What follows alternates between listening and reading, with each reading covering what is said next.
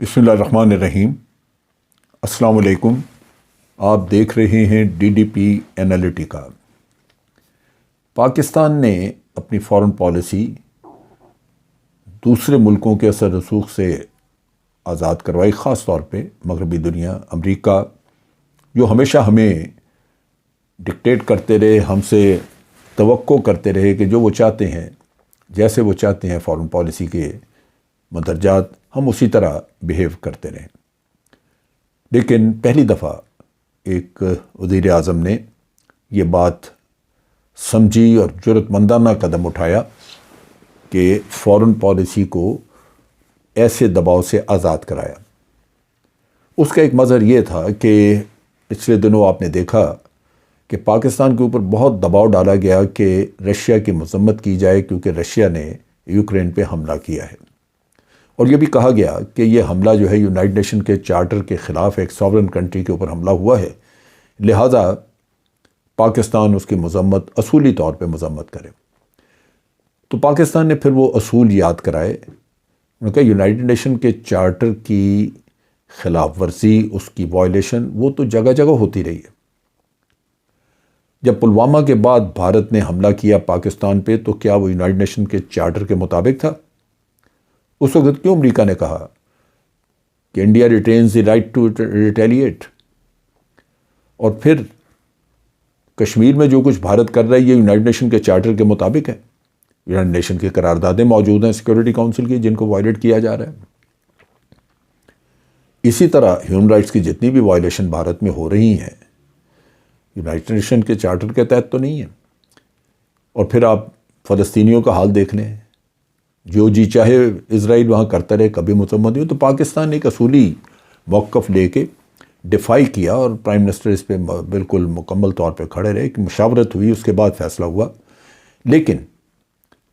امریکہ چونکہ ایک تو سپر پاور ہے، اور سپر پاور بھی وہ جو کہ کبھی بھی منصفانہ فیصلے نہیں کرتی، سپر پاور وہ جو کہ ہمیشہ مفادات اور منافقت کے تحت کام کرتی رہی، لہٰذا اس سے کوئی بعید نہیں، اور یہ توقع کی جا سکتی ہے کہ وہ پاکستان کے راستے میں مختلف رکاوٹیں کھڑی کریں، پاکستان کو اپنی معاندانہ حرکتوں کا نشانہ بنائیں، اور کوائٹ پاسبل کہ کچھ پابندیاں، سینکشنز وغیرہ بھی پاکستان پہ لگائیں۔ ابھی تک پاکستان کے اوپر روس کے ساتھ کسی تعاون کی بنیاد پہ تو کوئی ایسی بات نہیں ہوئی۔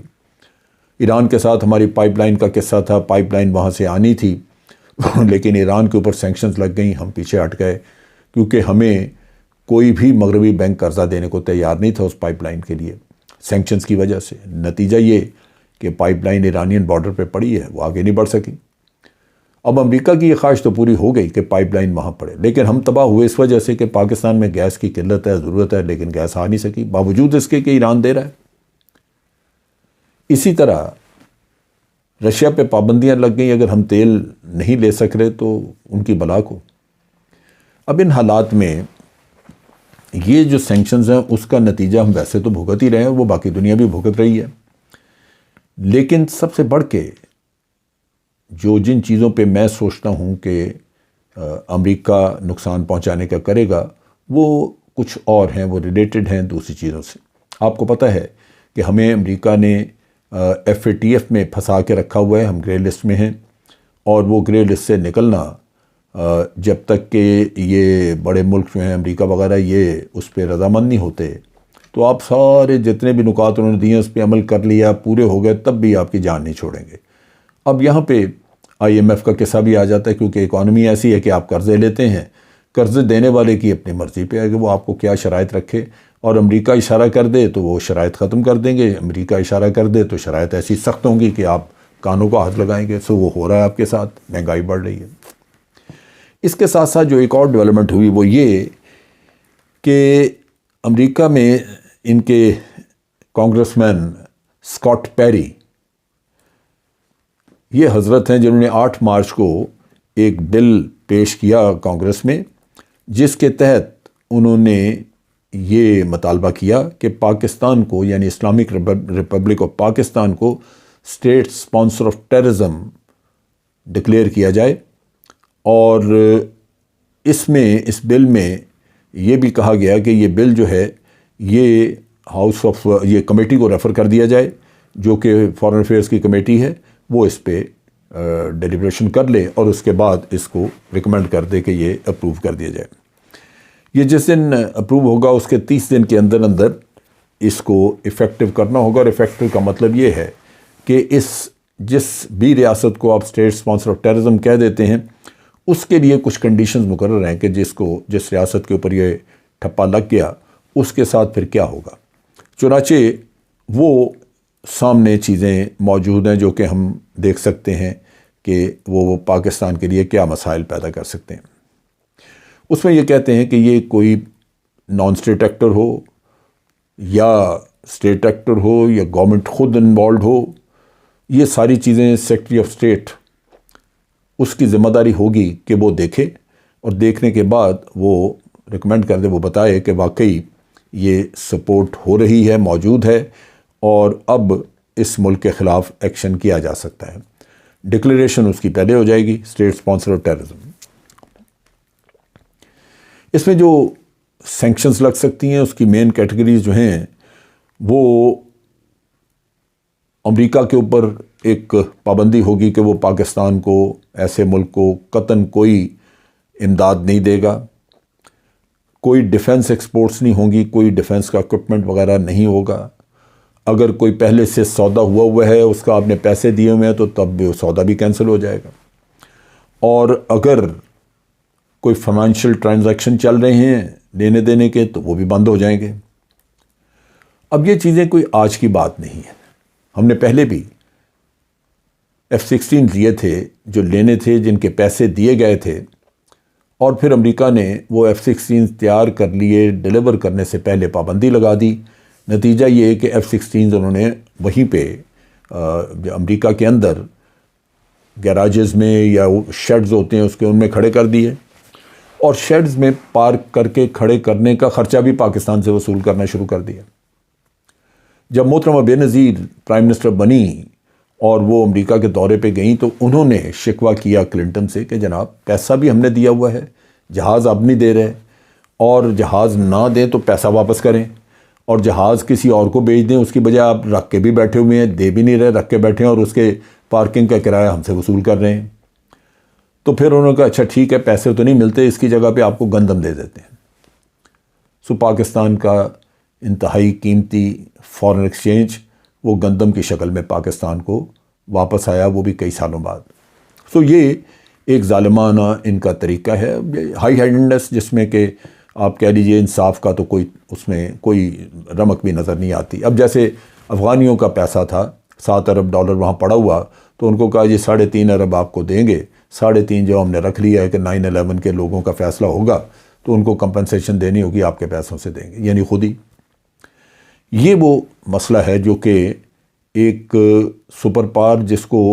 جو انصاف نہیں دنیا میں دے سکی، اس کا تباہ ہونا انتہائی ضروری ہے۔ یعنی جو طاقت اکیلی اس دنیا کے اوپر اپنی ملٹری قوت کے بل بوتے پہ، اپنی ٹیکنالوجی کے بل بوتے پہ حکمرانی کر رہی ہو، وہ کم از کم دنیا میں انصاف تو مہیا کرتی یا خود انصاف کرتی، وہ تو انہوں نے کیا نہیں۔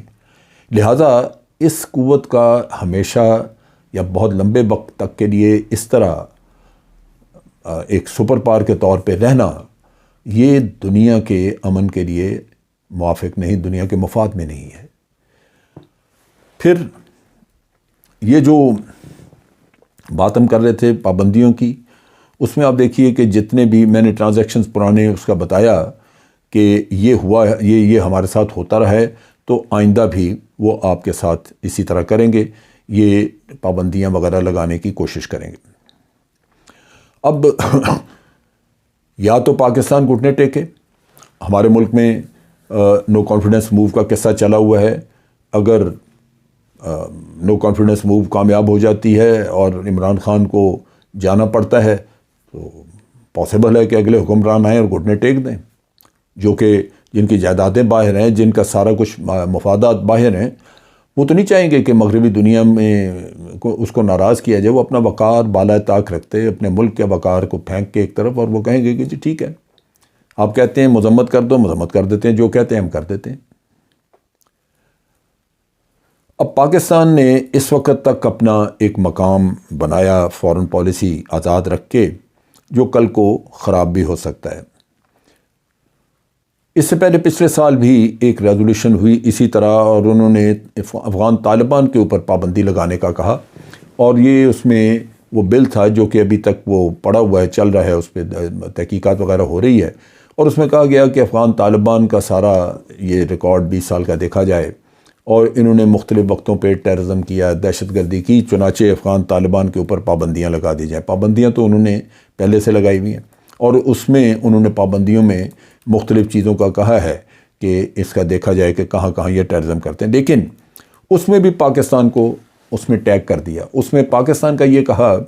کہ یہ دیکھا جائے کہ پاکستان پچھلے 20 سال میں 2002 جب یہ آئے اس وقت سے لے کے آج دن تک کیا ان کی مدد کرتا رہا۔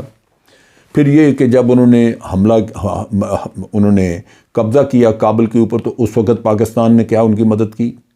یعنی یہ ساری دنیا جانتی، سب کو پتہ ہے کہ جس فوج کو امریکہ نے اور بھارت نے تیار کیا تھا انہوں نے جنگ ہی نہیں لڑی، وہ ہتھیار پھینکتے رہے، تو اس میں پاکستان کا کیا رول تھا؟ لیکن چونکہ پاکستان کو آپ نے نشانہ بنایا ہوا ہے تو یہ بات ہوگی۔ اور اسی طرح جو پنجشیر میں ان کا قبضہ ہوا اس میں پاکستان کا کیا رول تھا؟ تو اس طرح وہ بل بھی پہلے سے پڑا ہوا ہے۔ پنجشیر میں آپ کو یاد ہوگا کہ افغان طالبان نے باغیوں پہ حملہ کیا تھا، وہاں پہ احمد شاہ مسعود کا بیٹا اور امراللہ صالح یہ مل کے وہاں پہ بغاوت کر رہے تھے، تو طالبان نے وہاں صفایا کیا اور قبضہ کیا، تو اس پہ یہ